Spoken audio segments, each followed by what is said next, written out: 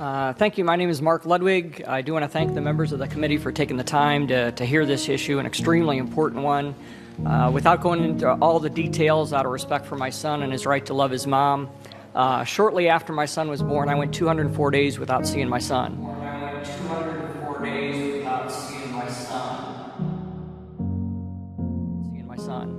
At the end of that time, I was relegated to the equivalent of an every other weekend visitor. Shortly after that, I was diagnosed with a pretty large growth in my brain.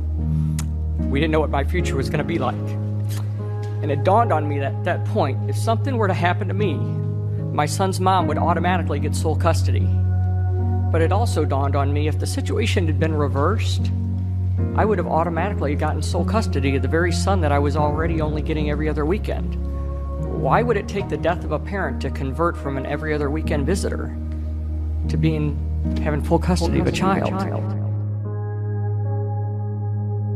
If that's the case, shouldn't both parents have 50-50? As a result of my story being televised on a news station in St. Louis, my story went viral. I think it's been 30 million views or something like that.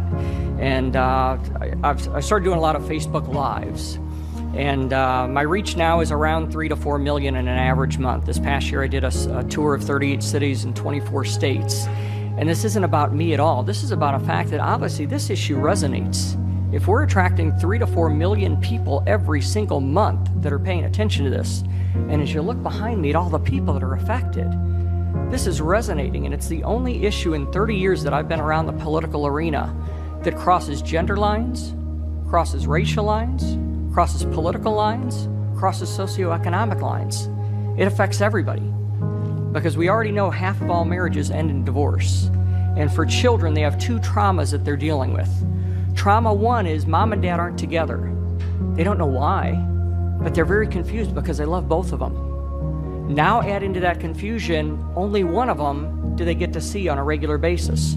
The other one is relegated as a visitor, which makes one parent in their mind the superior parent and one parent's the inferior parent.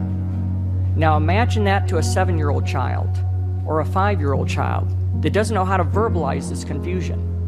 And we wonder why, when we look at the statistics, between 70 and 94% of violent crime rates, incarceration rates, high school dropouts, behavioral problems, substance abuse problems, can all be tracked to growing up, in many cases without the father. But this is technically gender neutral. I'll fight just as hard for a mother as I will for a father.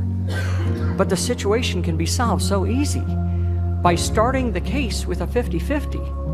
In every other area of law, we start out with a due process that says people are innocent until proven guilty. And yet we walk into a courtroom and one parent is presumed to have the upper hand in most cases. Many of my followers and just about everybody in the room behind me will verify, most people I talk to say, you know what, I didn't have as much animosity for my ex until I met with my first family law attorney. And they told me that, look, in our state, you're probably not going to get 50-50. One of you is going to win, and one of you is going to lose. So unless you want to be the one that loses, you better start digging up dirt to prove why you're the better parent. And that creates this adversarial relationship, and that's why these court cases are drug out for 6 months, 8 months, 10 months, a year. That's why, as we just heard, people settle. People aren't settling because they're glad that the arrangement, they're settling because they ran out of money and they don't have an attorney to keep fighting for them. Can you imagine how different it would be if those parents would walk into an attorney and the first words out of that attorney's mouth are, look, in our state, you're probably both going to get 50-50. So you might want to learn how to work together and how to co-parent for the betterment of your child. And now all that money, instead of going to the attorney's college fund, can go to their own college fund for their own kids, instead of having one parent ripped out of that child's life.